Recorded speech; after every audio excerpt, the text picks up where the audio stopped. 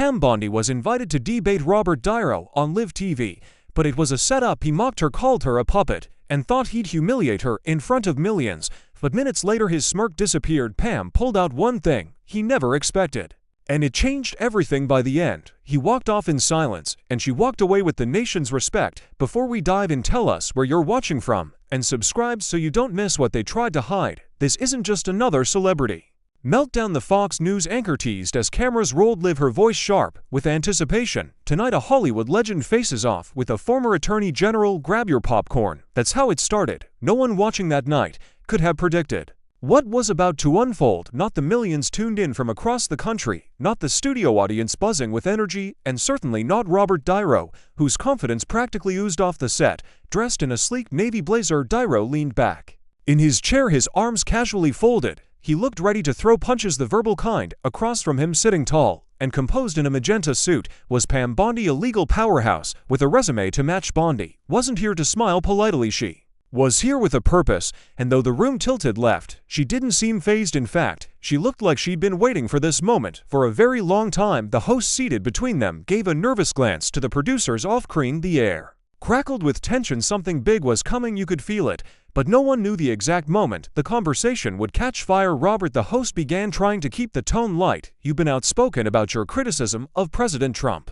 Care to explain what's behind your latest comment calling him a, quote, national disaster? Dairo barely waited a beat. I'll say it again, he said, his voice steady but brimming with condescension. Trump is a national disaster, period, and people like her. He jerked his thumb toward Bondi without even looking at her. Enable him. That's the problem. She's not here to defend the country. She's here to protect a reality TV star who thinks he's a king. The audience erupted in applause. Some whistled, others clapped furiously. Dairo smirked, basking in the praise like a veteran actor nailing his final monologue. Pam Bondi didn't blink. She slowly turned her head toward him, her expression unreadable. The host glanced at her, half expecting a flustered defense, or at least some hesitation, but instead Bondi tilted her head slightly and smiled. Not a smile of amusement, a smile of certainty. Robert, she said, her voice clear and calm, I find it interesting that you're so quick to judge when just a few years ago you were singing praises about President Obama, despite his administration deporting more people than Trump's ever did. Therum quieted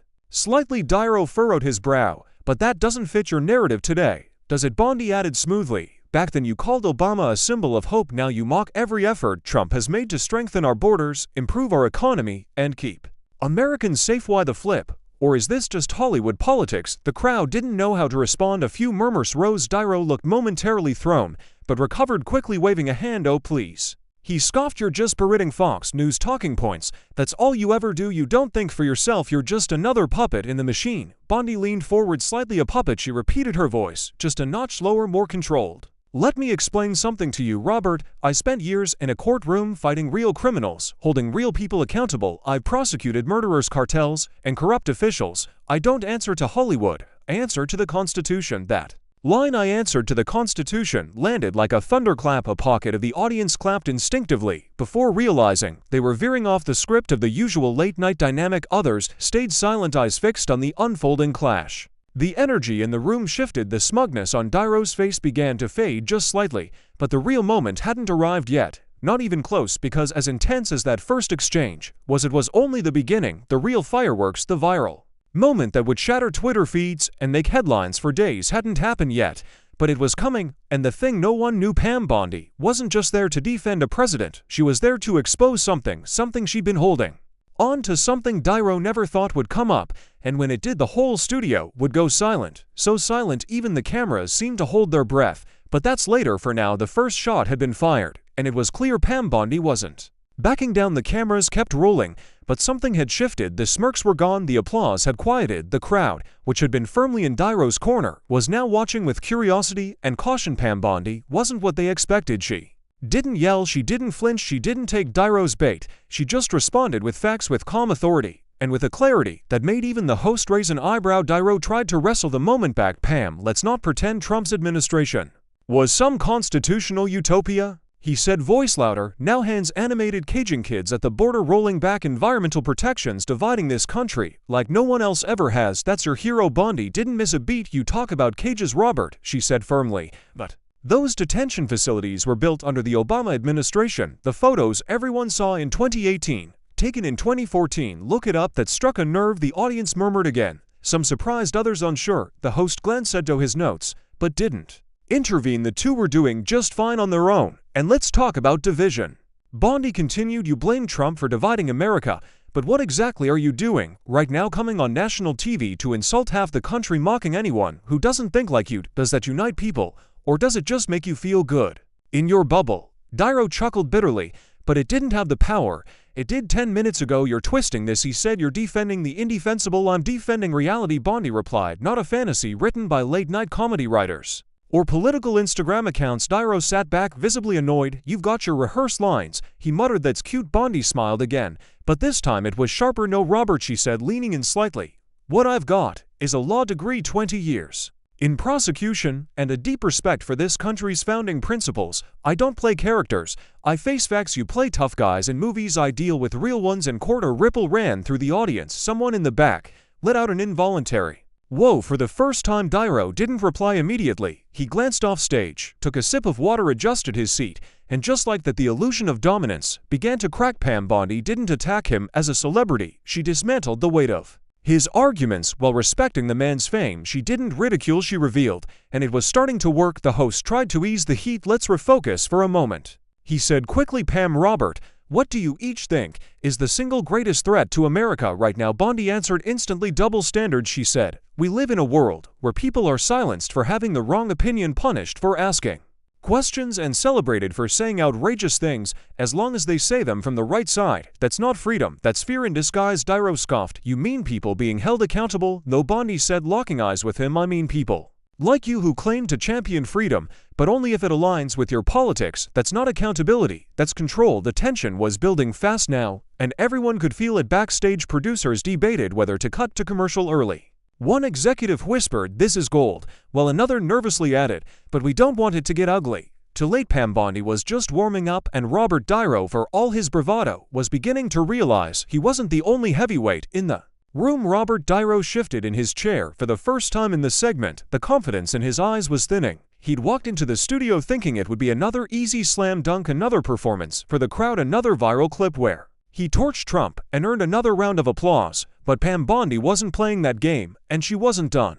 Robert, she said, her tone almost casual, can I ask you a simple question? He gave her a skeptical glance. Go ahead. You've been very vocal about calling Trump a threat to democracy, right? Because he is. Dairo replied instantly. Right. Bondi nodded. But I'm curious, did you feel the same way about Obama when he authorized drone strikes without congressional approval, or when he signed off on surveillance programs that were later found to infringe on Americans' privacy? Dairo blinked. I didn't see you on TV back then. I didn't hear a word. In fact, I believe you once called him the most elegant president of your lifetime. The crowd stirred again. Bondi leaned in slightly. So is your concern really about democracy, or is it about whose name is sitting in the Oval Office? Dairo exhaled sharply, visibly annoyed. Now you're trying to twist my words and spin old history, he snapped. Obama wasn't perfect, but he had class. He didn't run the country like a game show. No, Bondi said calmly, he ran it like a theater, and you applauded from the front row. The host widened his eyes. The jab hit harder than expected. And listen, Bondi continued, it's not about defending everything Trump's ever said or done. It's about recognizing that policy, not personality, is what changes lives. I may not agree with Trump's tweets, but I agree with reducing taxes for working families, protecting law enforcement, and securing the border. Dairo shook his head. You're defending cruelty, you're defending division. No, she said firmly, I'm defending facts. I'm defending a record that includes the lowest black unemployment rate in U.S. history before COVID hit, a record that supported criminal justice reform, something your Hollywood friends cheered until they found out who signed it. The audience was still dead still. Even the liberal-leaning pockets of the crowd weren't sure how to respond. This wasn't the woman they'd seen mead online or clipped out of context. This Pam Bondi was unshakable, articulate, dangerous, at least to those who had come expecting a meltdown, and Dairo was beginning to feel it. Look, he said, trying to pivot, you're a lawyer, you're smart, fine, but at the end of the day, Trump stands for hate. That's what people remember. That's why I speak out. Bondi didn't respond immediately. Instead, she tilted her head just slightly, a deliberate pause, then with quiet precision, funny you say that, because I remember when you once said you'd never let politics get in the way of decency. You told an interviewer back in 2009 that Americans needed to stay civil during times of disagreement. She paused, then added, what changed, Robert?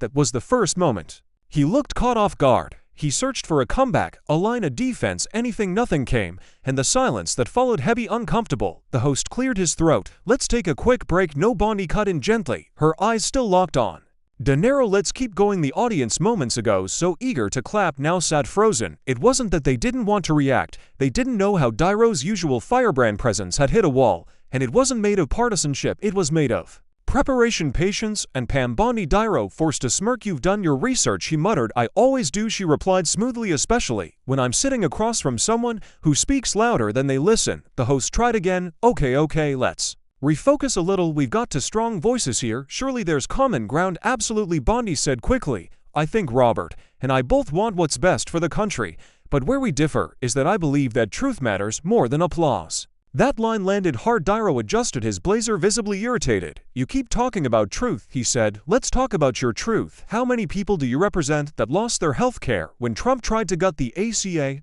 What about the families broken apart by immigration raids? Pam's expression didn't change. I've represented families who lost children to fentanyl, Robert, she said. Children who were poisoned by drugs smuggled through a border that Washington refused to secure. I'd stood with parents who buried their sons because of cartel violence that politicians refuse to even name. She turned slightly toward the audience. I don't live in a script. I don't sit in front of a camera and rehearse my outrage. I work with people who have to live with the consequences of bad policy. Now the audience was listening, really listening. You act as if every conservative is heartless, she continued. But let me ask you this. When was the last time you sat with a widow from a police officer killed in the line of duty, or with a single mom who finally got off food stamps because of the tax cuts? You mocked. Dairo's lips tightened. You're making this personal. It is personal, she said sharply. That's the problem. You and your friends in Hollywood treat politics like a stage, something to entertain for millions of Americans. It's survival. Dairo glanced toward the host, searching for backup. This is ridiculous, he said under his breath, though the mic still caught it. No, Bondi said, leaning forward slightly. What's ridiculous is pretending that yelling louder makes your ideas more valid. You've spent years throwing insults, calling people names, pretending your fame gives you moral authority, but not once have you ever had to back it up until tonight. The room went quiet again. Even the host seemed unsure how to steer the conversation. Now it wasn't just a clash, it was a reversal. The underdog had taken the wheel, and then Bondi did something unexpected. She paused, took a breath, then said, Robert, you know what I really find fascinating? He raised an eyebrow cautiously. She smiled. That for all your political rage you once had a moment of clarity, a rare moment, and it's the one thing you probably wish I wouldn't bring up tonight. The air in the studio thickened. The host straightened up in his seat. Dairo leaned back. What are you talking about? Pam didn't answer. Not yet. Instead, she looked at the camera. America deserves to hear it, just not yet. And just like that, she planted the seed. The studio was on edge. Social media was already lighting up. People watching at home began leaning closer to their screens, because now it wasn't just a debate. Pam Bondi had something, and no one, not even Robert Dairo, knew what it was. The lights in the studio seemed to glow a little brighter now, not from intensity, but from tension. Every pair of eyes in the building had turned toward Pam Bondi, including those behind the cameras in the control room and in the wings. She had just said it, that she knew something Dairo wished she wouldn't bring up, and she'd left it hanging in the air like a match above dry grass. Dairo squinted at her, his voice low. What the hell are you talking about? Pam didn't flinch. Don't worry, she said softly, we'll get to it.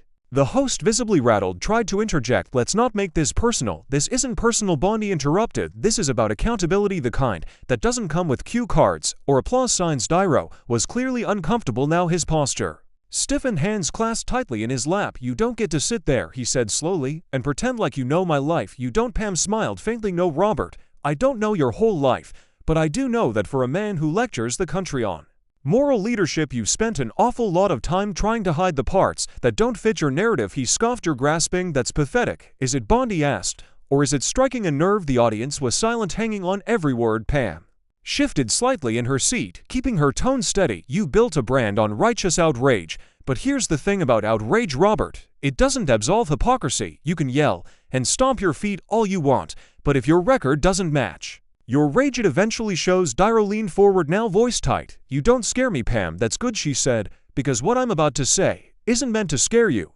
It's meant to remind everyone watching that truth still matters, even when it's inconvenient. The host's pen tapped against his notepad rapidly. Bondi turned to him. Can we pull up the clip from 2012? She asked. Dairo's head jerked toward her. What clip? Pam looked at the screen calmly. You know, the one the producers' voice crackled In the host's earpiece we have it. The host hesitated. Are we sure? Pam nodded. Play it. The screen behind them up a grainy clip from a long-forgotten interview began to play. Dairo on a red carpet shaking hands with journalists giving a glowing review of a certain political figure. Say what you will, the younger Dairo said in the clip, but Trump's doing something that's shaking things up, and I think that's healthy. People are too comfortable in DC. The audience gasped. Live on national TV, Dairo sat still, his jaw locked tight. Bondi turned back to him slowly. You praised him before the media turned, before your friends turned. You didn't always hate him. In fact, you once respected that he challenged the system. Dairo's mouth opened, but nothing came out. Bondi delivered the final blow of the moment. So which one's the act, Robert? That version of you, or this one? The host stared ahead in stunned silence. The audience didn't move, even the camera operator stopped adjusting the frame. It was a moment, and Pam Bondi owned it, but she still wasn't done, because while Dairo sat there stunned, what no one knew, what not even the producers knew, was that Bondi had one more card to play. And it wasn't a clip, it was something far more personal, and when she said it, the internet would break. The studio lights didn't flicker, but it felt like they should have. Robert Dairo stared at the screen, blinking like he'd just seen a ghost. The clip was real. The time stamp in the corner didn't lie. His voice was clear, unmistakable. He had at one point praised Donald Trump, not as a friend, not even as a fan, but as someone shaking up a stagnant political world, and now he'd built a brand tearing that man down. Bondi didn't gloat. She didn't lean back and smile like someone who'd scored a win. Instead, she leaned in further, not physically, but in tone and presence. People change, she said calmly. That's fair. But when they pretend they've never stood where they once stood, that's not change, that's eraser. Dairo was visibly tense. Now his jaw flexed. You think I care about what I said 13 years ago? A throwaway comment on a red carpet. Pam nodded. You should care, because millions of Americans who watch your speeches, your rants, your sound bites, they believe you've always felt this way. But the truth is, you were once more open-minded than the image you perform now. I'm not performing, Dairo shot back, voice rising. That's where we disagree, Bondi replied. Because I actually remember meeting you. Dairo tilted his head, puzzled. What are you talking about? The host looked just as surprised. Even the audience stirred. Everyone leaned forward. Pam continued, her voice level. It was 2010. You visited Florida. A closed-door event for a veterans fundraiser. You probably don't remember it. You were in and out. But you gave a small speech, 5 minutes, nothing political. But afterward you stayed for dinner. She paused. You were seated 2 spots away from me. Dairo Blinkadbit said nothing. You were polite, charming, thoughtful. You asked questions about my work as Attorney General, and you said something to me that night that I'll never forget. The host leaned in. What did he say? Pam looked directly at Dairo. Her voice was soft but steady. You said people like you should be running the country, not people pretending to care. Gasps rippled through the audience. Dairo shook his head, almost laughing. You're making that up. I'm not, she said, and I don't need to. There were others there who heard it too. The host glanced toward the control room, clearly scrambling for verification. The producers were already searching for guest lists, video, anything. Dairo, meanwhile, was unraveling slowly, but visibly. You've changed, Robert, Bondi said, and maybe that's your right, but don't pretend the rest of us didn't notice. You went from being a thoughtful observer of politics to a megaphone for outrage. You're twisting the truth. Dairo muttered. No, Bondi said calmly. I'm just reminding the country that truth doesn't come with a fan base. It stands on its own, even when it's inconvenient. The host cleared his throat. We're going to take a break in a moment. No, Bondi said again gently. We haven't reached the moment yet. The host looked confused. What moment? She turned back to the camera. The reason this interview will be remembered. The studio had transformed what started as another partisan shouting match had turned into a spectacle of truth versus performance, and right now performance was losing. Robert Dairo sat back in his chair, arms crossed, jaw tight. His usual weapon, dominance, wasn't working. The crowd wasn't cheering like it used to. His comebacks weren't landing, and worst of all, Pam Bondi was still calm to calm. The host shifted in his seat. Pam, before the break you said this moment would be remembered. What did you mean by that? Bondi looked straight into the camera. Again, I mean that before tonight, people only saw one version of Robert Dairo, the loud, angry, politically righteous one. But after this, they'll see the other version, the private one, the one most people never knew existed. Dairo's head turned sharply. What are you implying? Bondi didn't blink. I'm not implying, she said. I'm remembering something you may have forgotten.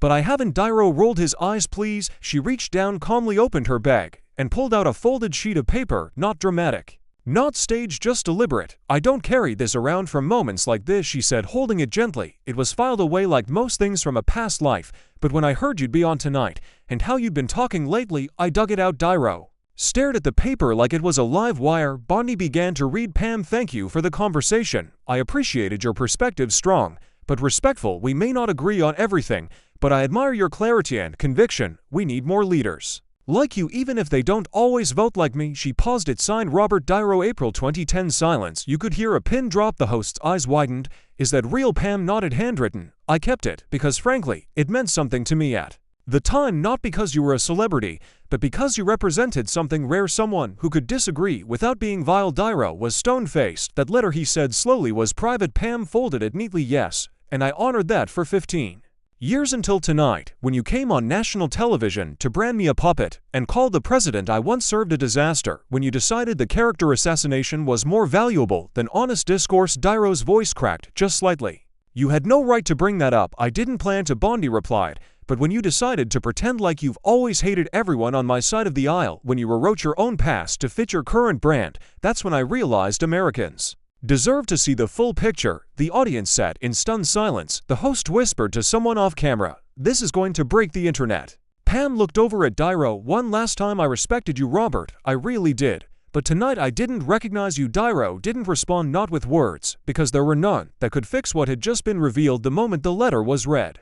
The air in the studio changed for good. It wasn't just quiet, it was stunned. Still, like everyone had witnessed something they weren't supposed to see. The audience had no cue to clap, and none was needed. Their silence was louder than any standing ovation. Even the host had frozen fingers pressed against his earpiece, eyes darting between Bondi and Dairo, unsure whether to intervene or let the train keep rolling. Dairo sat motionless, but something behind his eyes was moving fast. He'd been outplayed, not with insults or volume, but with his own words, his own signature on his own letter. And America was watching. Bondi folded the note one final time and slipped it back into her bag. She didn't gloat. She didn't even smile. She just waited, giving Dairo the chance to speak, to recover, to respond. But he didn't nod at first. Instead, he shifted. His breathing changed deeper, now a little faster. His hands tightened into fists on his knees, and then he snapped, "Oh, come on."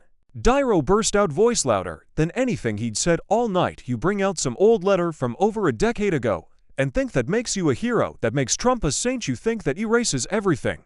Bondi stayed silent, watching him unravel. "You want to play the long game," he shouted, pointing toward the crowd. "Now, then let's talk about what your side has done. Let's talk about what you've ignored. You hide behind your fancy title and your law books, but you're just as deep in it as the rest of them." The host jumped in. "Robert, let's bring it down a notch." "No, I'm not going to bring it down," he snapped. "I've had it with these setups. This whole thing was a trap. You wanted this to go viral. You planned this." Pam finally spoke. "No, Robert," she said with measured calm, "I didn't plan your hypocrisy. That was yours. I just reminded you of it." A sharp inhale spread through the audience. They could feel it. He was losing control. "You conservatives love your moments," he growled, eyes locked on her. "Your little viral clips and victory laps. Well, enjoy this one." Then, without waiting for a cue or a break, Dairo stood up from his chair. The host's voice cracked. Robert, we're still live on." "Done," Dairo said coldly. He pulled off his mic, dropped it onto the floor, and stormed off the set, leaving behind a stunned host, a silent crowd, and one very composed woman in magenta. Pam Bondi didn't even flinch. She just looked at the host and said, "Guess we found the real performance after all."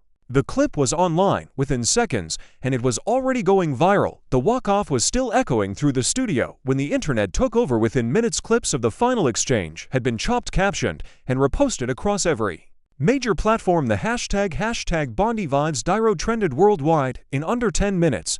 But it was one line, just one, that spread like wildfire. "I didn't plan your hypocrisy. That was yours." It was everywhere, on screens, in coffee shops, in group chats, splashed across Twitter, YouTube, Instagram. Even mainstream outlets that rarely quoted conservative voices couldn't ignore what had just happened. They ran headlines that night that made even the most seasoned political watchers pause. Pam Bondi stuns Dairo on live TV, forces exit after on-air revelation. The letter heard round the internet. Dairo walks off. Bondi walks away victorious. The clip wasn't just trending, it was dissected, slowed down, analyzed frame by frame. Commentators on both sides of the aisle chimed in. Some liberals tried to dismiss it. "Cheap trick, a setup. She baited him." But others, more measured, admitted the obvious. "She didn't scream. She didn't insult. She outer-argued him." That's rare on TV. Conservatives celebrated it like a Super Bowl win. In every corner of social media, the reactions piled, and she stayed calm while he lost it. That's leadership. He didn't just walk off, he ran. Finally, someone with facts, not feelings. "I'm no Bondi fan,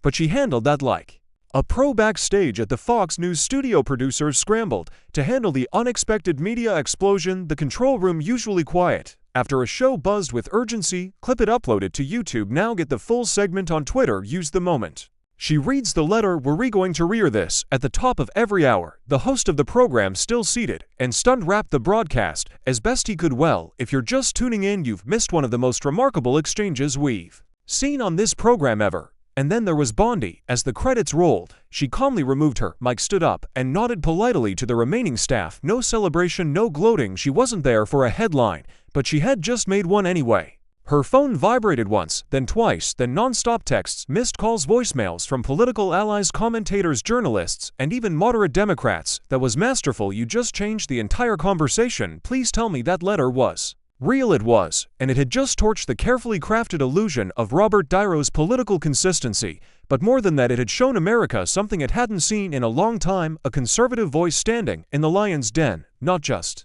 surviving, but winning by the next morning. It was clear this wasn't just a moment, it was the moment every political panel was dissecting it. Late-night hosts tried Vese, and mostly failed to mock it. Journalists scrambled to confirm the authenticity of the handwritten letter. They did. Bondi's staff released a high-resolution photo, clear signature, clear date. Even some celebrities, usually quick to defend Dairo, went radio silent. Meanwhile, Bondi had done only one interview since the incident, a brief radio hit where she simply said, "I didn't come to win an argument, I came to tell the truth. The rest took care of itself." But behind-the-scenes conversations were shifting. Suddenly GOP leaders wanted her on air more often. Young conservatives were reposting clips with phrases like, "This is how you do it."